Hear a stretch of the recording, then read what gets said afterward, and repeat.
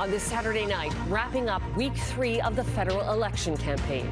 How Mark Carney's rivals are ramping up attacks as the Liberals hold momentum. Yet, Mark Carney is in hiding today. Where things stand for the parties ahead of next week's pivotal debates. Another about-face on U.S. tariffs, with smartphones, computers, and other electronics now being exempted. The market whiplash causing anxiety among older Canadians. Very worrisome, especially if you're just thinking of retiring. The advice from advisors to weather the storm. And a medical first in Toronto. An exclusive look at a new approach to heart surgery with the help of a robot. Global National. Reporting tonight, Carolyn Jarvis. Good evening and thanks for joining us. With just over 2 weeks until Canadians hit the polls, the Liberal leader is taking a break from shaking hands and making public announcements.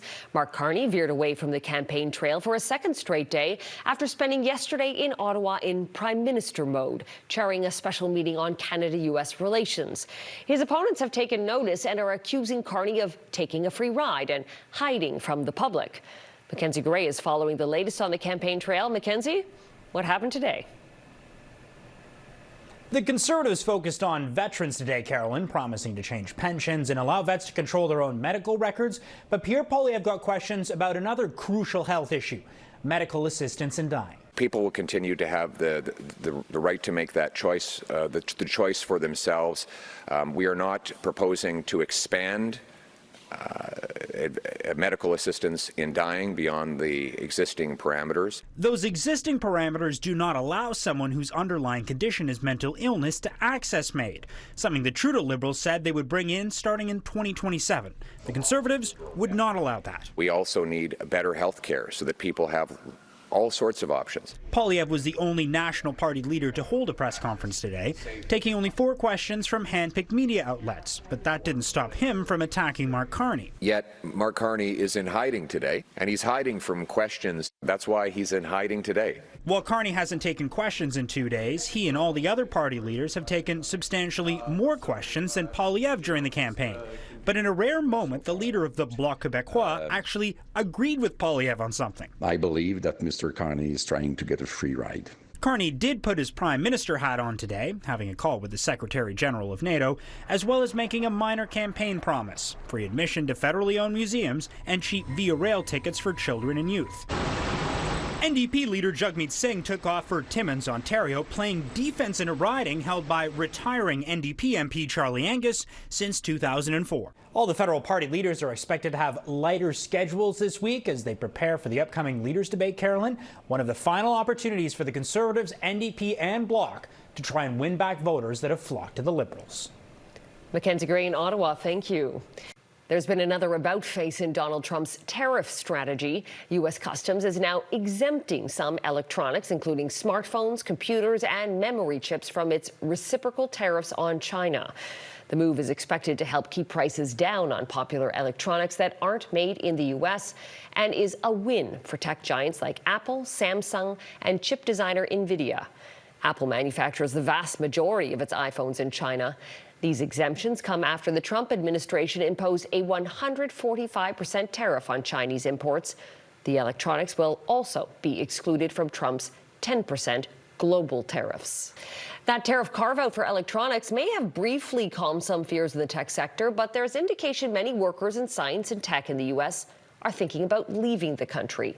As Heather Yourex-West reports, companies in Canada are already starting to see a spike in highly skilled workers looking to move north.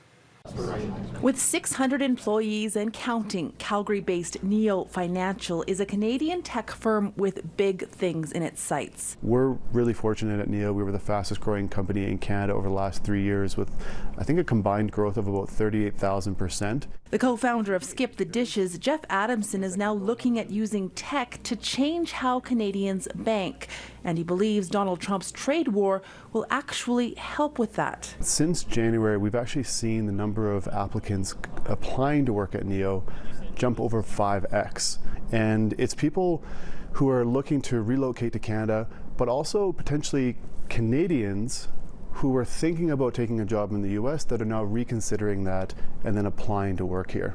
Trump's tariffs and the escalating trade war with China is rattling confidence in Silicon Valley, with some industry watchers warning it could set the U.S. sector, which at present dominates the global industry, back 10 years. This means that this absolute hegemony in the tech sector would not be a reality in the future. Is it going to happen? I don't know, but markets, investors, they don't like uncertainty, and this is exactly uncertainty we're talking about here.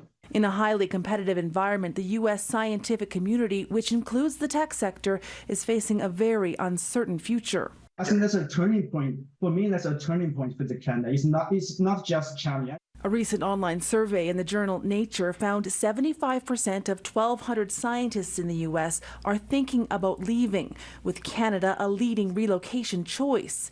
A reverse brain drain with hopes investment will follow. I think that with a lot of the turmoil that's happening in the U.S., there's a chance, not a certainty, that more capital could potentially flow into Canada. An unexpected opportunity as the world's trade landscape is realigned. Heather, Yourex-West, Global News, Calgary. Iran and the United States are once again in talks over Iran's rapidly advancing nuclear program. The goal is to find some consensus about whether and how Iran can safely develop its nuclear industry. This is the Iranian foreign minister arriving in the capital of Oman earlier today. That Gulf nation is mediating the talks between the United States and Iran. The Iranian side meeting with Trump's Mideast envoy, Steve Witkoff. Both sides describing this first round of talks as positive and constructive. There is a second round scheduled in a week. The Trump administration, meanwhile, is continuing to face high-profile legal hurdles in its mission to enforce mass deportations across the country. Heightened immigration enforcement has already resulted in tens of thousands of arrests across the U.S., with many already being deported.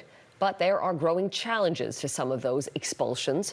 Candice Cole has more on the ongoing standoff between the White House and top U.S. courts.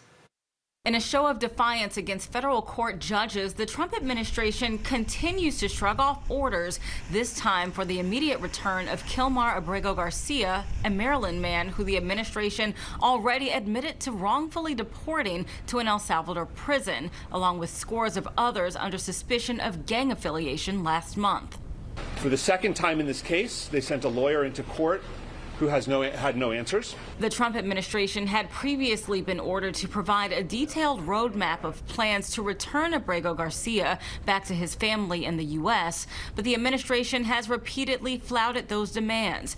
In her ruling Friday, Maryland federal district judge Paula Zinnes called the administration's failure to comply, quote, extremely troubling, before demanding daily updates on the status of Abrego Garcia's return. That ruling came a day after the Supreme Court ruled the administration should facilitate bringing him back. The Supreme Court said bring somebody back, I would do that. I respect the Supreme Court.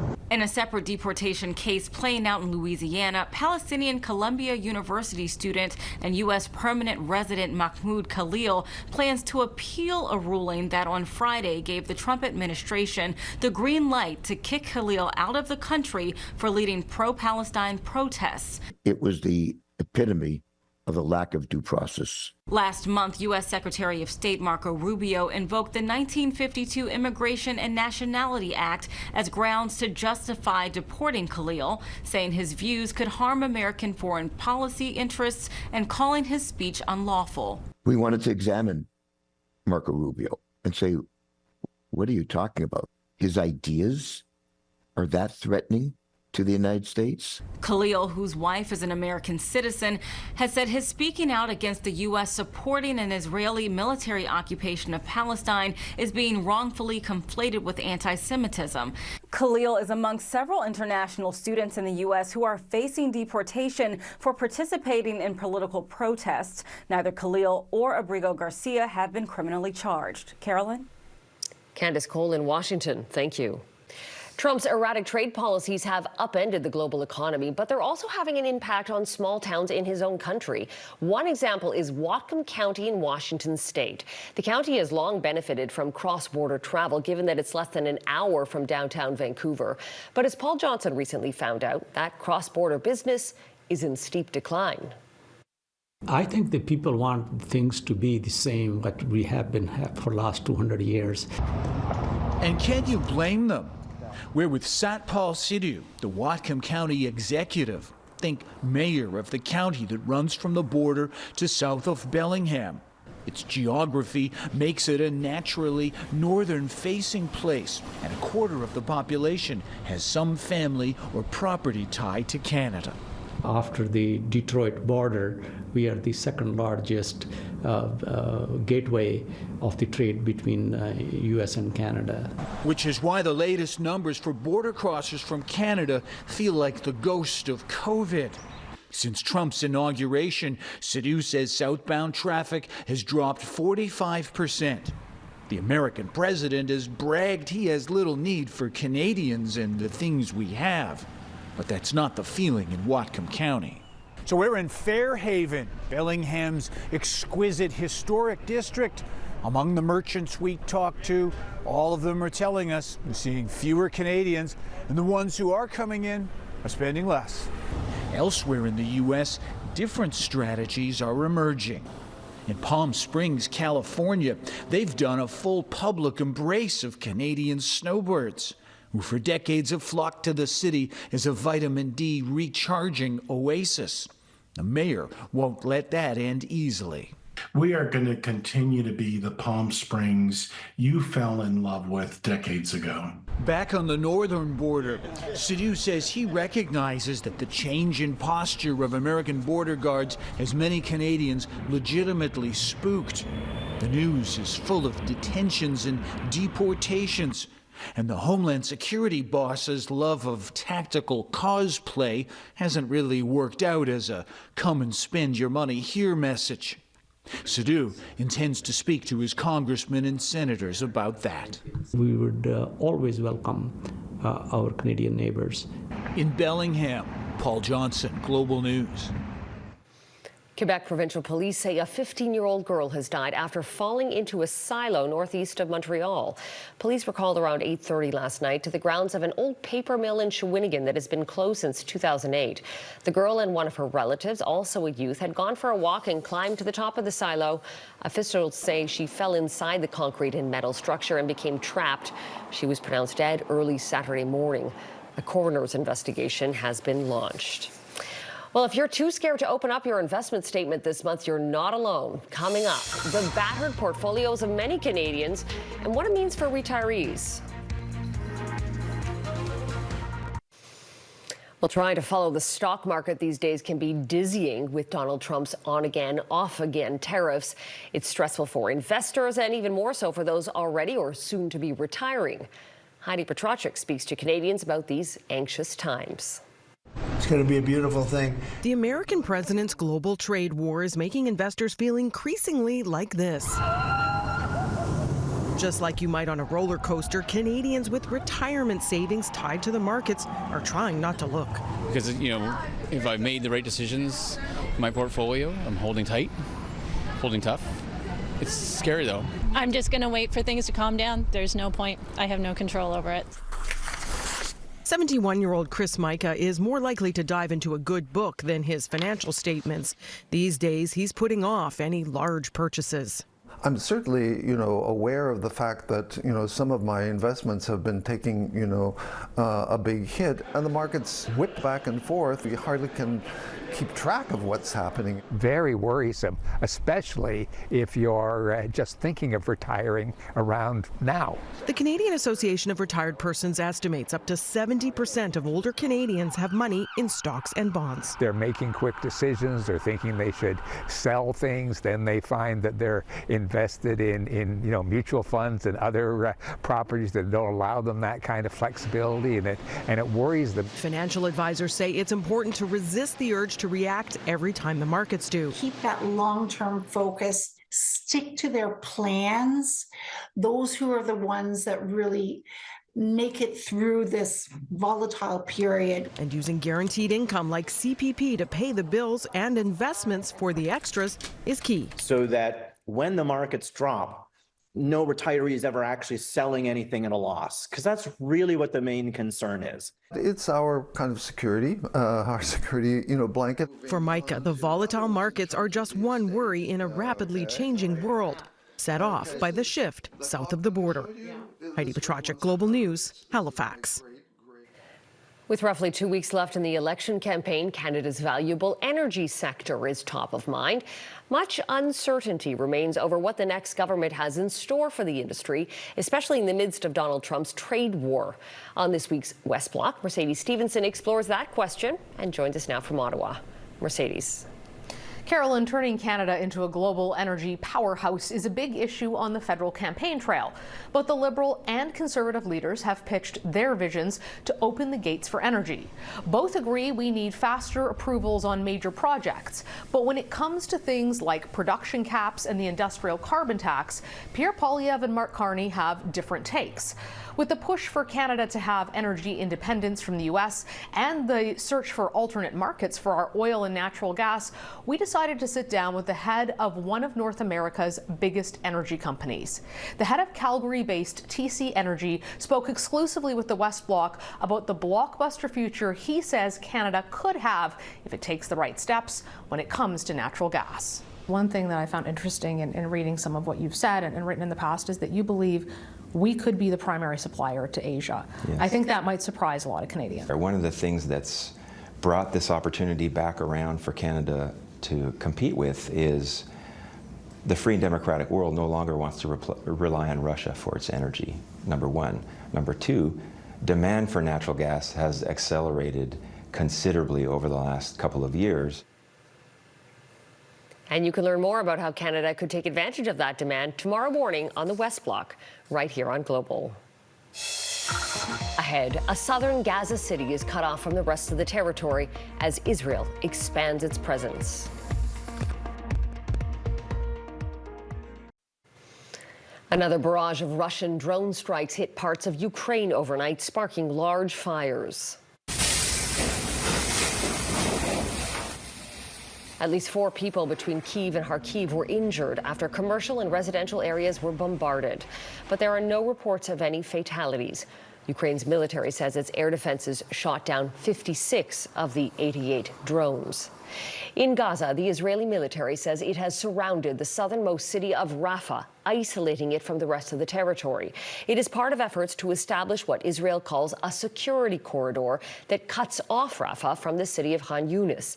But it further displaces hundreds of thousands of Palestinians after Israeli troops already seized large areas of Gaza in the last few weeks.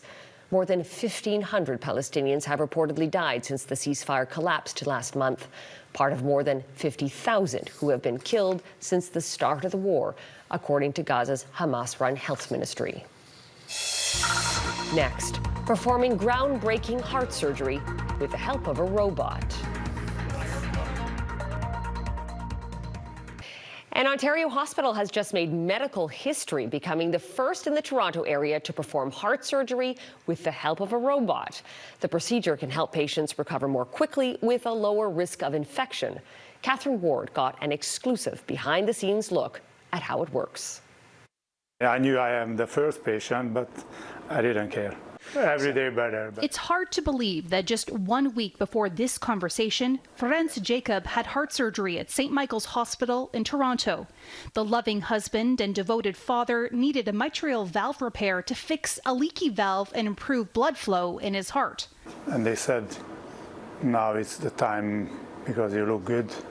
They're 60, good conditions, no other issues, because the valve already was working harder and harder. This operation marked the first time the hospital used a Da Vinci robot for the procedure, a minimally invasive approach. We're going to be ironing out a couple things. Global News got an exclusive look at the final dress rehearsal before the main event. Step straighten out. 4 nurses, an anesthesiologist, a doctor by the operating table, and another at the controls. There's no guesswork about the shape now. Exactly. It gives you increased dexterity and better visualization relative to its non-robotic counterpart, which I find far more valuable. The instruments that we otherwise use for minimally invasive are rigid instruments, so they don't replicate the movements we call the end-of-wrist movement that the robot is able to provide us. Operating with the robot improves patient care and recovery. Robotic surgery, in some ways, can be considered the pinnacle of heart surgery. Conventional surgery requires a large incision in the front, and for us to take a saw and open up the breastbone to get access to the heart.